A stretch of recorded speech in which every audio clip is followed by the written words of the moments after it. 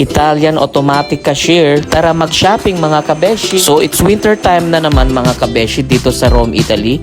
So tara at samahan nyo akong mag-block winter shopping dito sa Expo Shop, Rome, Italy. So it's Black Friday season na naman mga kabeshi, na kung saan pwede tayo mag-shopping na meron discount from 20% up to 50%. So kailangan natin ng mga pang winter clothes, kaya tara at samahan nyo akong mag-shopping. So ito nga pala mga kabeshi, ang new technology na automatic Italian cashier, anti-furto, o ang ibig sabihin ay iwas sa mga magnanakaw, automatic and high technology.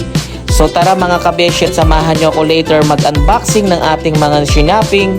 Unboxing. So first ayan mga kabeshi, bumili tayo ng Penfa, ang ating jacket na Nike.